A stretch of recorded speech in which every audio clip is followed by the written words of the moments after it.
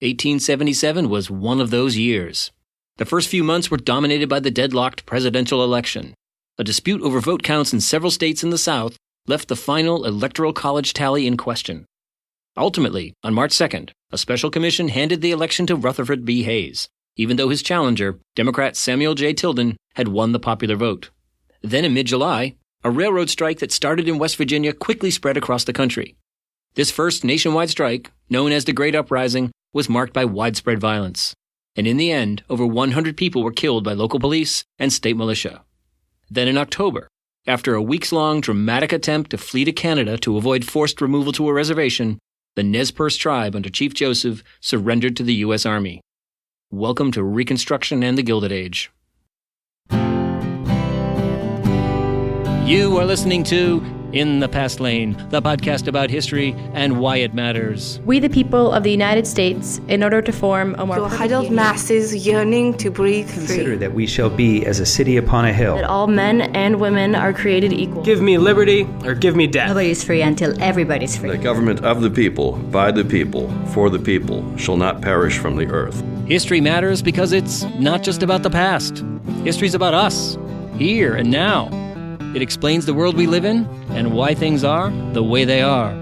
And history gives us insights into how to achieve a more just, peaceful, and prosperous future. So people, let's do this.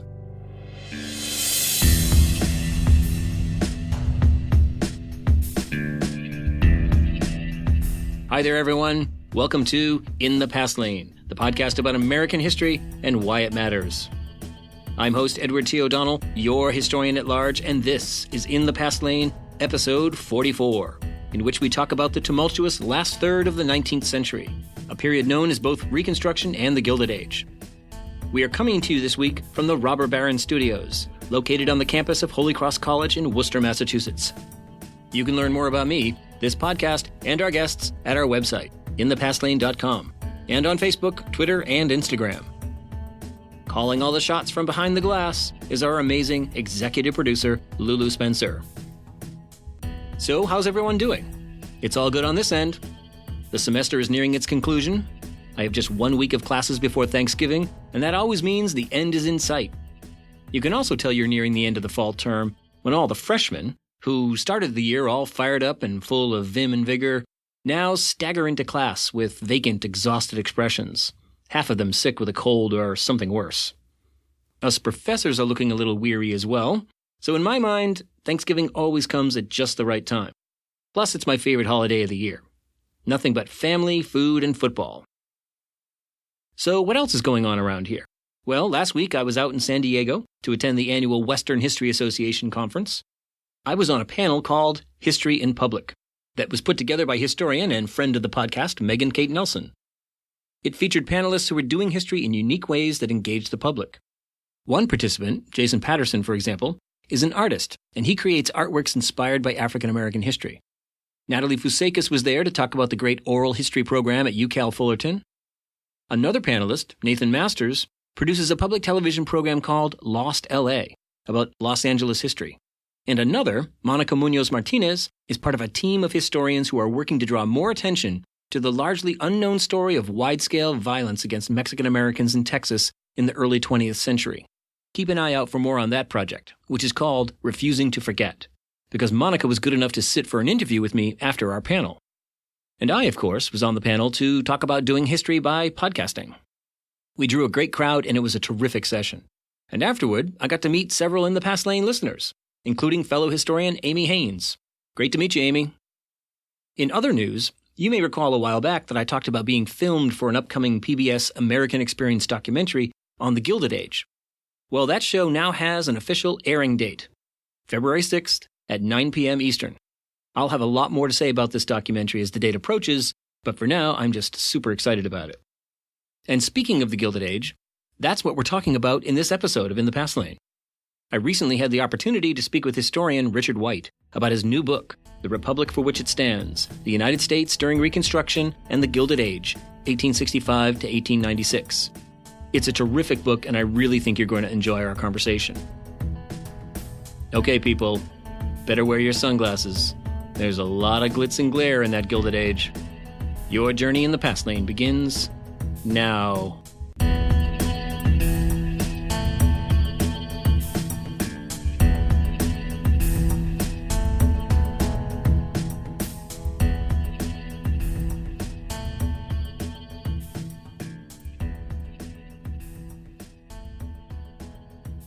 So, the Gilded Age. As many of you know, the Gilded Age is the period of U.S. history that I specialize in. I know I'm biased, but to me, this is the most fascinating and compelling period in American history. It's when the United States leaves behind the agrarian republic envisioned by founders like George Washington and Thomas Jefferson and plunges headlong into an industrial age that even Alexander Hamilton could not have imagined. It's a time of incredible wealth production as the United States surges to become the world's foremost industrial economy. And along with that comes the rise of great cities like Chicago and New York, and unprecedented immigration from Europe and Asia. It's also an exciting age of revolutionary new technology. The railroad spreads across the continent, and along with it, the Internet of the day, the telegraph. Electricity and electric lights begin to transform everyday life. And yet, despite all this exciting progress, the last third of the 19th century was a deeply unsettling time. The rise of big business alarmed many Americans, because industrialists like John D. Rockefeller and Andrew Carnegie acquired stupendous wealth. And with that wealth came extraordinary power. And they could use that power to compel Congress or state legislatures to do their will. And they could force their workers to accept long hours, low pay, and dangerous conditions. And if those workers went on strike, industrialists could count on the local police, state militia, or even federal troops to crush it. And there were a lot of strikes in this era. 37,000 between 1880 and 1900. And some of these strikes, like the Great Uprising mentioned at the start of this episode, were huge, and they resulted in scores of people being killed. And in between the strikes, the evidence of rising levels of poverty and unrest was everywhere. The situation out in the heartland was just as fraught. American farmers struggled against drought and locusts and all the usual things, but also predatory banks and railroads.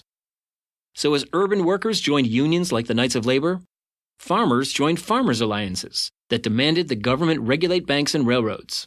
Both movements represented popular resistance to an economy and political system that they believed had become rigged in favor of the rich and powerful. It would eventually lead to the rise of the populists and the People's Party insurgency of the 1890s. And there was great turmoil and violence elsewhere, in the American South and West. In the South, the first decade after the Civil War saw African Americans gain full citizenship and civil rights. And they used these rights to build new lives as free people and to exert political power. But by the mid-1870s, white Southerners rose up to overthrow Reconstruction and impose white supremacy, establishing a racist and oppressive social order known as Jim Crow. And in the West, the Army launched the final bloody campaign to defeat Native Americans and forcibly remove them to reservations. So yeah, there's a lot happening in the Gilded Age and Reconstruction during the last third of the 19th century. In many ways, it's the period when modern America takes form. And because this transformation marked a new era in American history, it raised compelling and troubling questions about democracy, equality, and citizenship. Well, in a moment, I'll speak with historian Richard White about these concerns and about how Americans in the late 19th century struggled to answer them. So sit tight, people. In the Past Lane, the podcast about history and why it matters. We'll be right back.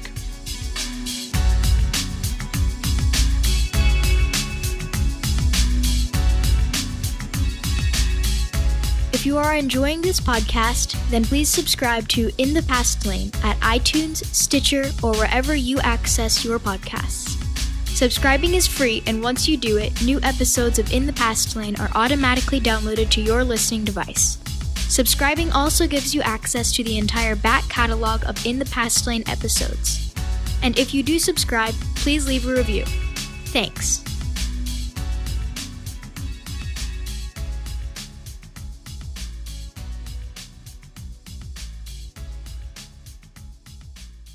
Okay, back again at In the Past Lane. With me now is Richard White. He is a professor of American history at Stanford University. White is also past president of the Organization of American Historians and the author of many books on the history of the American West, Native American history, environmental history, and the history of the railroad. This fall marks the publication of Richard White's latest work, a much-anticipated volume in the Oxford History of the United States series. It's titled The Republic for Which It Stands, the United States During Reconstruction and the Gilded Age, 1865 to 1896. Richard White, welcome to In the Past Lane. Good to be here, Ed.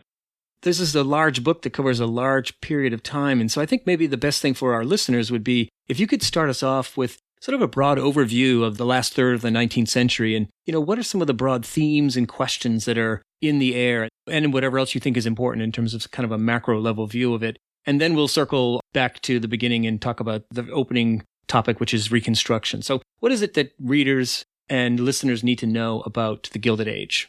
Okay, the Gilded Age is the period between 1865 and 1896. So sometimes people date it a little later. But essentially, it's a look at what happens to the country that comes out of the Civil War, the triumphant North, and how it turns into a very, very different country by 1900. My major theme is what happens is totally unexpected by most of the people who were alive in 1865.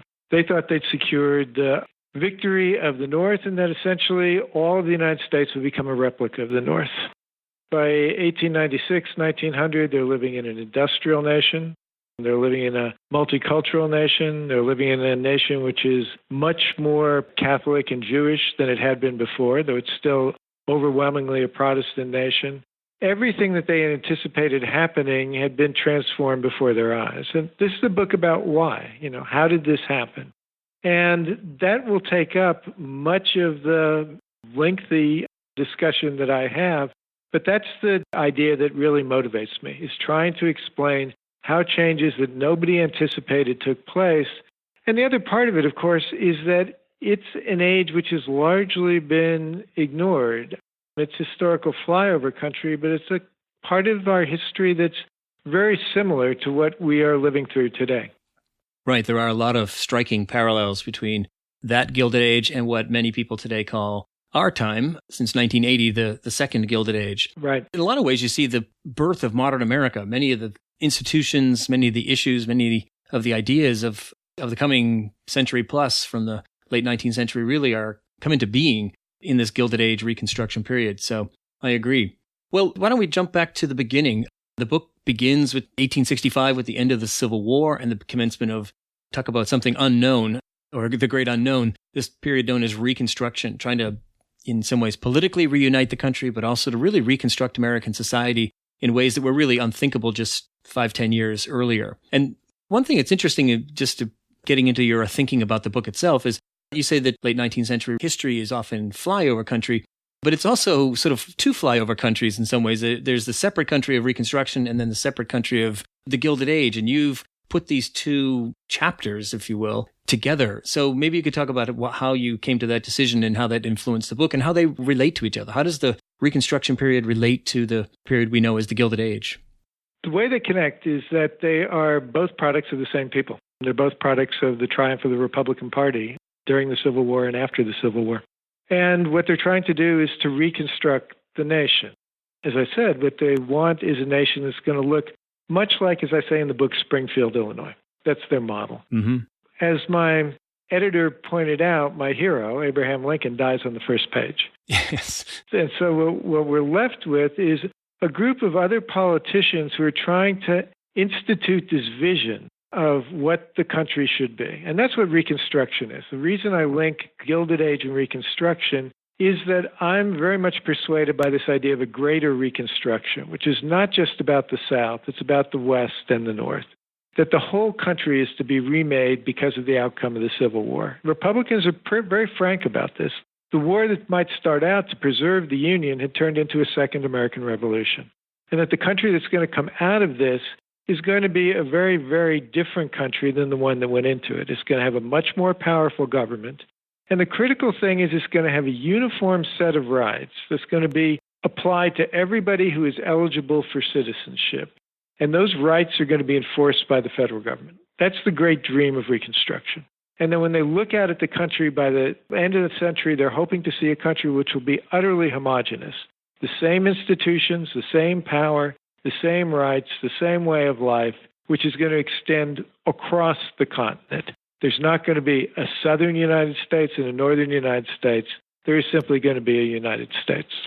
And that's a pretty extraordinary vision. but also one that's really hard to pull off because of the size of the country. They're thinking about uniting the country in this manner while the country itself is growing, and also while all kinds of things are happening that are really changing what the country is, not the least of which is mass migration from Europe, which you mentioned earlier. Another factor is that 4 million people who were held as slaves at the end of the Civil War are now free, and the questions of where they fit into this new society. So how do Republicans who are trying to orchestrate this great reuniting of the country and great Reconstruction project, how do they wrestle with these challenges?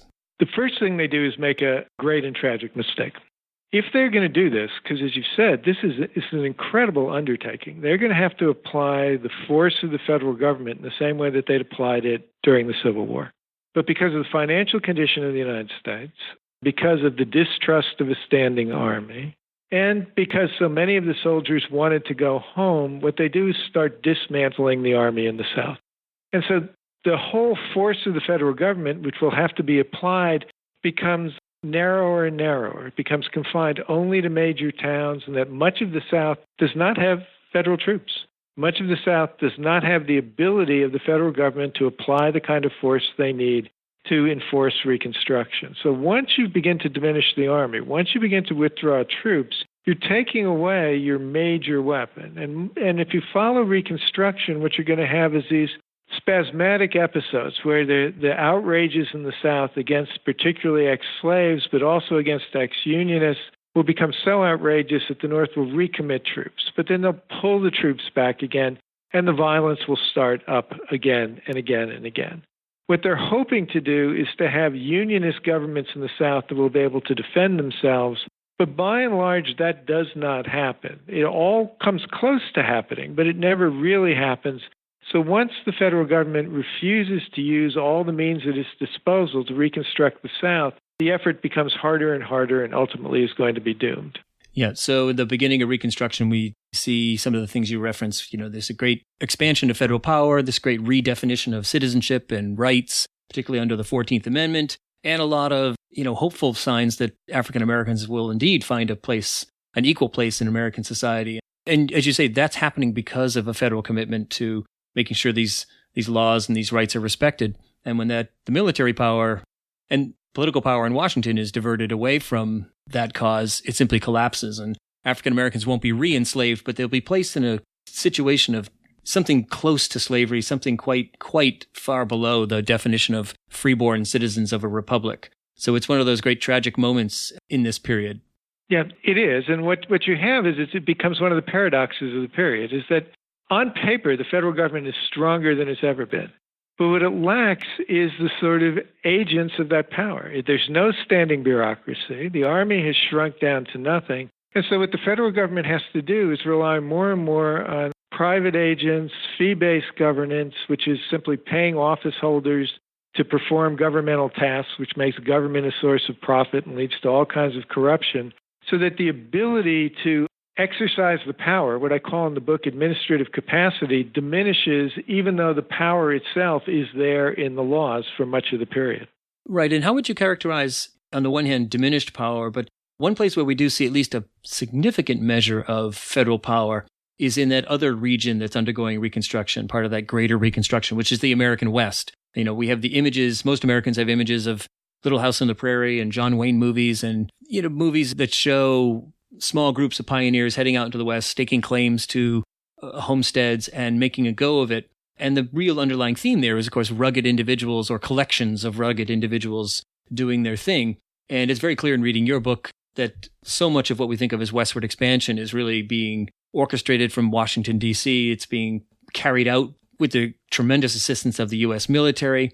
So how does that fit into this situation you're talking about, where there's tremendous federal power, but it's not being applied evenly in many areas and also is being applied in some relatively new areas? Well, it's one of the many places in the book where race really comes into the equation. Remember, what you're trying to do in the South is you're having white people who are resisting the power of the federal government, who are resisting being reconstructed, being made over in the image of the North. In the West, what you have is non-white people. You have Indian peoples who are resisting the federal government.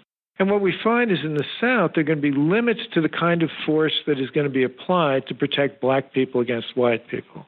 What we're going to find in the West is there's virtually no limits on the amount of force that can be applied to protect white people from Indian peoples, and the white people are invading their lands. But more than that, what the federal government will do is take the troops that remain, the ones that are removed from the South, and they'll dispatch them to the West. In the late 19th century, the American Army is a Western army. It's deployed in the Western United States, and its job is, by and large, to control Indian peoples.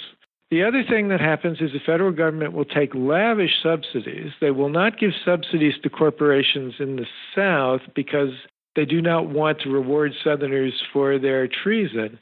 But in the West, what they do is use great subsidies to railroad corporations to speed the development of the Western United States. I mean, one of the things we have to remember is it takes roughly 2.5 centuries for people of European descent to proceed from the east coast of North America to around the 100th meridian, roughly halfway across the continent. It takes a generation after that, and that's largely because of the subsidies to railroad corporations, the use of the Army, and the way in which the federal government and corporations both entice people into the West. The West will still be really sparsely settled compared to the rest of the United States, but by the end of my period, it is firmly under American control. And U.S. commerce is moving increasingly along those lines. As you point out, the traditional flow of commerce in the United States used to be north-south, and now it's going east-west along these new kinds of highways. Railroads largely subsidized, and they're the creatures in many ways of federal subsidies and so forth, along with many other forms of federal intervention like the Homestead Act and geological surveys, all of which add up to really the government kind of priming the pump, if you will, inspiring westward expansion and funding it. It is, but remember, the transcontinentals are going to be both a success and a failure. As a transcontinentals, as a way of moving goods across the continent, they're going to be an utter failure. Only in the 1890s are these railroads going to be able to make any money hauling traffic from the Mississippi River all the way to the West Coast. What they do is prove themselves able of hauling traffic from around the 100th meridian, the great breadbasket of America, back to the east.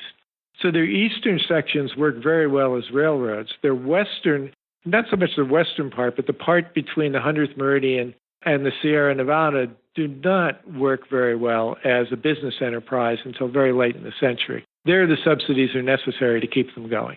And culturally speaking, the West looms large in the American imagination, even as all this is happening, and then it really never stops looming large. And figures like Buffalo Bill and some of the great writers of the late 19th century, artists like Remington, really contribute to this idea of what America is and what the West tells us about ourselves.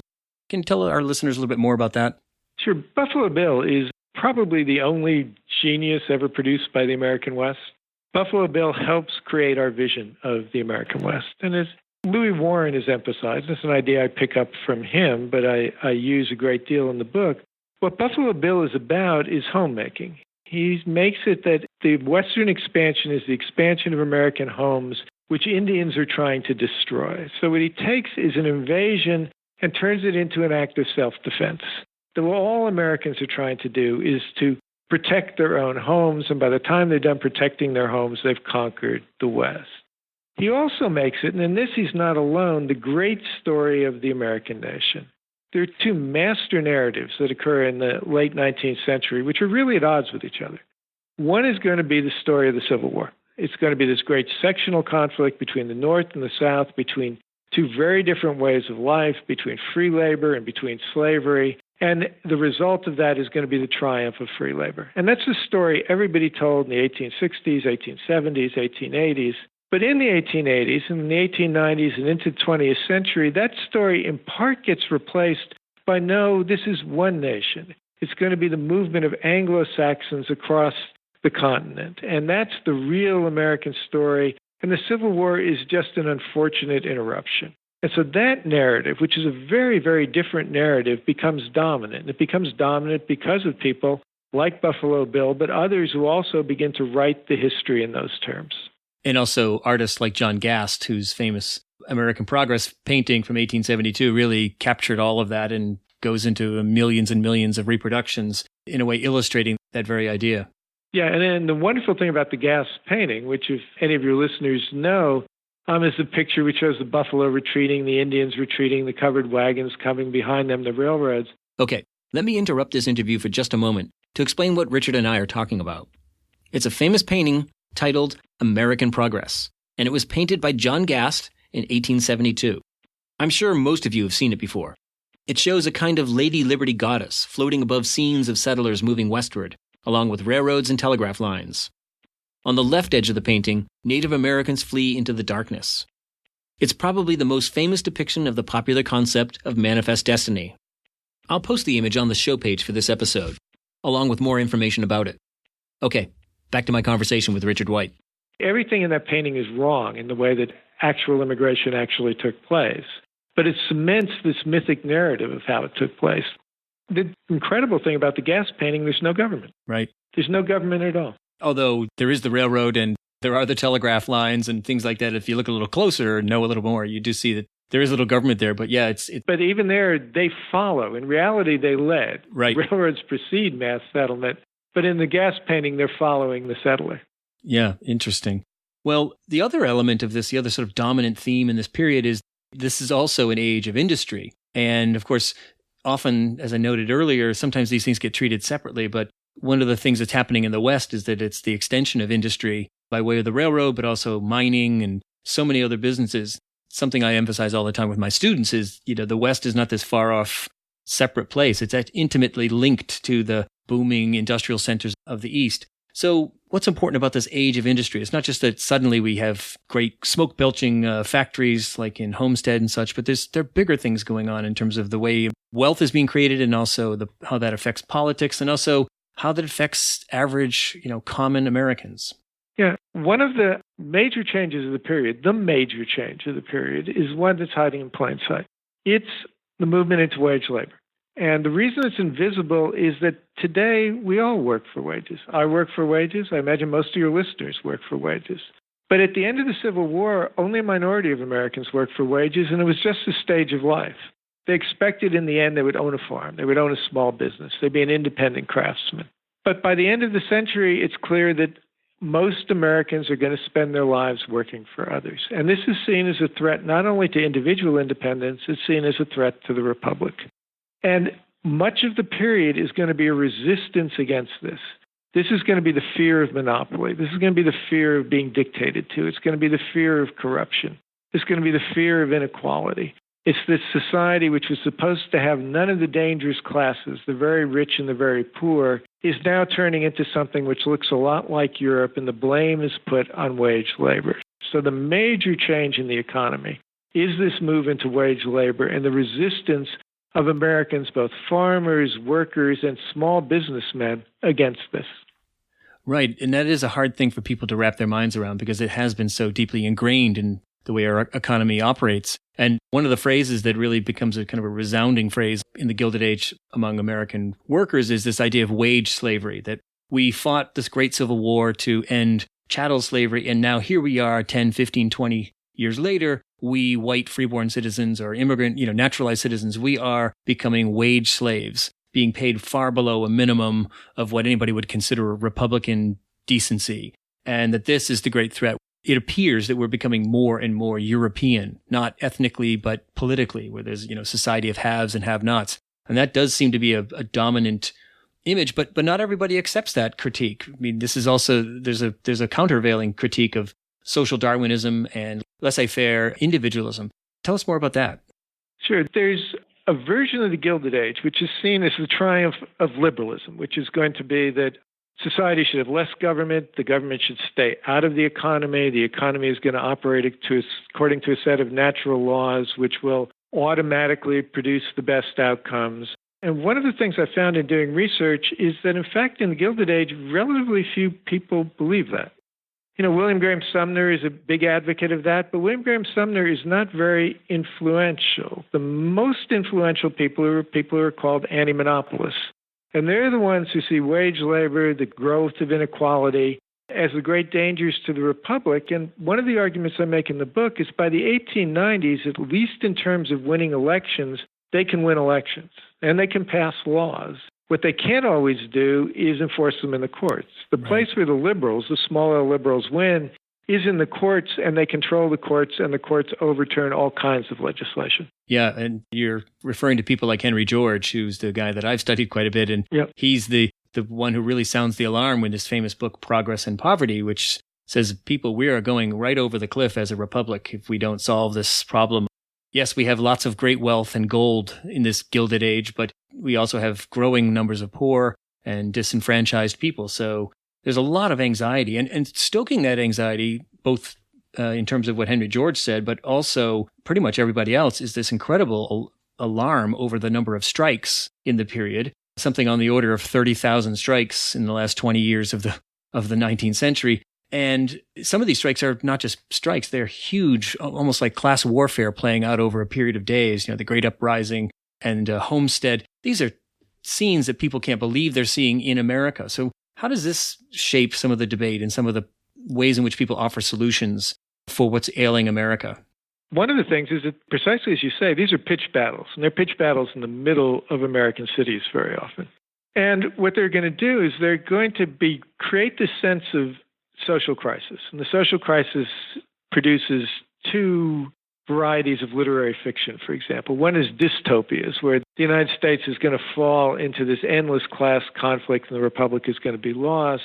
And the other one, is particularly in looking backward, is it's setting the stage for what's going to be the triumph of anti-monopoly, and it's going to be a utopian society in the future.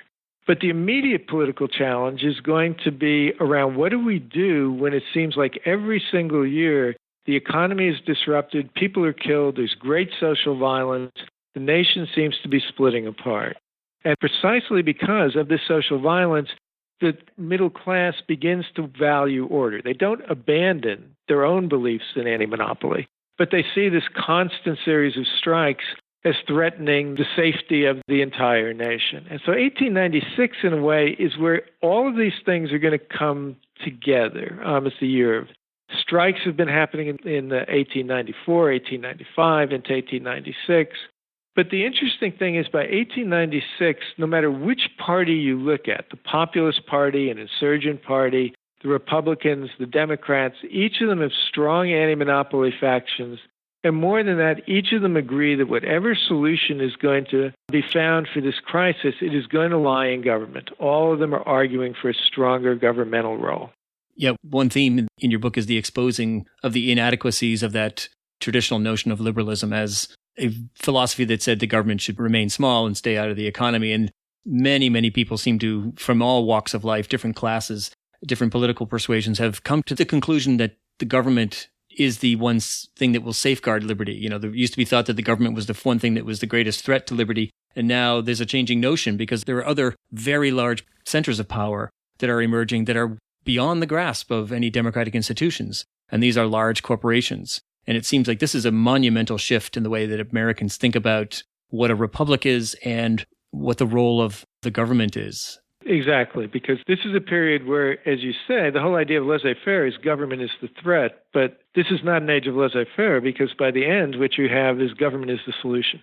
And if you leave these things unregulated, if you leave this to work out with class conflict and battles between corporations, what you're going to get is absolute chaos, which hurts the well-being of the average American citizen. In many ways, this sort of points us into the next period, which is, again, these periodizations are always problematic, but the progressive era where the government will emerge as the tool by which, or the instrument by which, some of these problems that emerge in the Gilded Age will be dealt with. And in many ways, it seems the way that I often think of this is that, the Gilded Age exposes one really important fact about America, which is true today as well as back then and even in the founding period, which is that America is in a lot of ways always at war with itself over dearly held ideals that are always or very often in conflict with each other.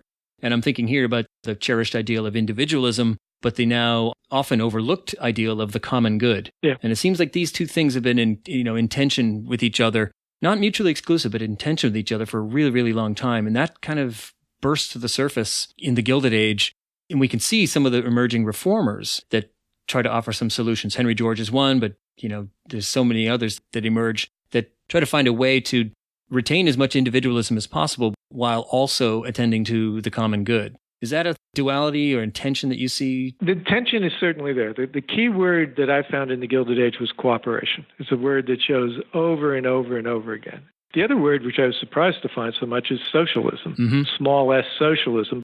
all that they meant by that was cooperation. Right. People cooperate with each other. That's how, in fact, society moves forward, not by people striving against each other. But I think what you do is you raise a larger point, an important point. People all the time talk about American values. But American values are not consistent or coherent. There's always going to be people who disagree over what the emphasis should be. And that Americans fight with each other constantly. And in very different periods of American history, different values rise and fall. And the idea is we're never going to agree on all of this. There's going to be a kind of battleground. America is what we fight over. And in the Gilded Age, people are fighting over it very, very bitterly. What America also is supposed to be a set of democratic rules by which decisions are made. Yeah, we're going to contest against each other, but this is going to be how we decide who wins and who loses. And the danger in the Gilded Age was it's not going to be democratic governance that's going to decide winners and losers.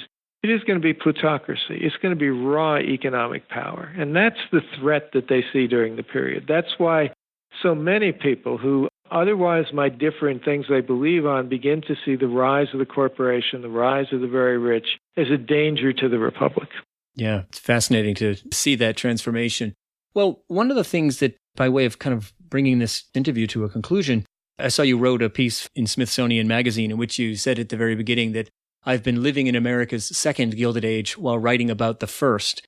And I wonder if that's, in a way, an answer to a question I ask all of my, all the historians that I interview, which is, what is it about the work that we're talking about here that has relevance for today? What can we learn from in this case, the Reconstruction and Gilded Age period that speaks to our situation today? One of the things that I do when I sit back and think about the two periods is I think about, well, what do they have in common? It can be weak presidents, check. Partisan stalemate, check. Immigration and reactions, check. Corruption, check. Rising inequality, that one deserves a double check. Yep. Environmental crisis, claims of white supremacy, attempts to restrict suffrage. I go on and on and on. This is a period struggling with precisely what we struggle with. How do they come out of it becomes the real question. It doesn't necessarily say that it's going to be the way that we come out of it, but it still can be a cause for some inspiration. And one of the things is that they went back to a sort of fundamental, foundational set of beliefs, which they didn't agree on what they all meant, but they agree this is what we're going to fight over. One of them is going to be the home. That the United States, in their eyes, is going to be a nation, not of individuals, but a nation of homes. And if the United States cannot produce homes which can support families, then the republic is going to be in trouble. That does not seem to me a bad definition for what economic success in the Gilded Age or today should stand for. If we produce great wealth, but we can't produce homes or families which can sustain themselves, I think that we're going to be in trouble. And the other thing is what is it that constitutes a good life? What do we want out of all of this? And today we tend to think of the American dream as this struggle for great wealth, money that you can't believe that you have and you could never spend in a lifetime, and this kind of admiration of the rich as if this is something Americans have always had. The Gilded Age, people feared the rich, and they didn't want to be like the rich. What they wanted is something they called a competence. What they wanted was enough to be able to take care of their families, have enough for their old age, enough to put aside for emergencies, enough to get their children to start in life. And this idea that the point of an American economy should produce this kind of competence is another thing where it's not an ideal we have today, but it's one that still, at least to me, has a great deal of appeal, that this is the kind of way we judge a society. And I think what we've lost is that we might disagree on a lot of things, but what is it? What would a good society look like? And in the 19th century, they still had this sense of what they were striving for. They might not achieve it, but at least they had a goal in mind. And I think one of the problems we have today is it's sometimes unclear what that goal would be. We tend to want both at the same time. We both always want to be fabulously rich, and at the same time, we certainly don't want to be sinking down in a competitive economy. So we want the rewards, supposedly, without any of the dangers that come with that kind of competition.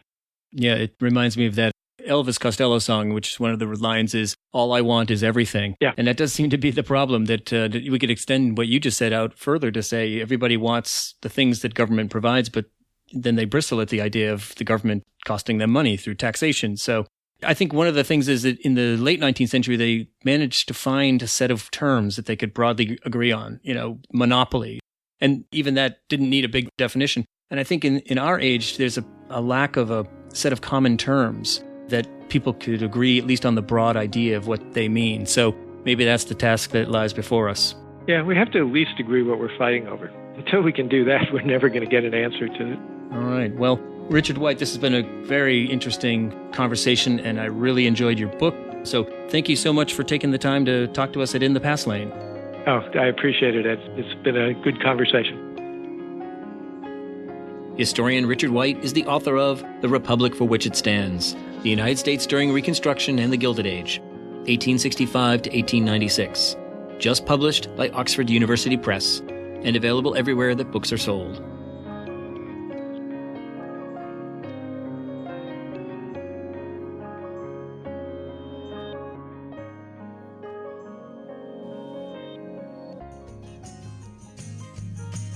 All right, everyone, time to close out this episode of In the Past Lane. As always, thanks for listening.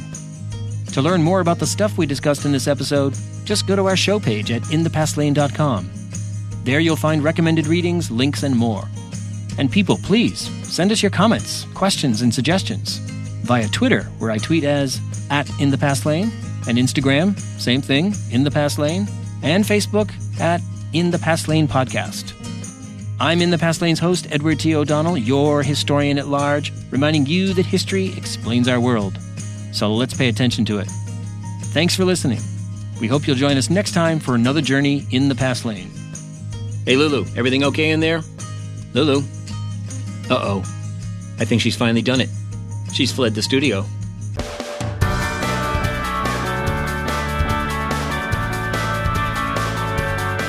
SBI, Snoring Beagle International.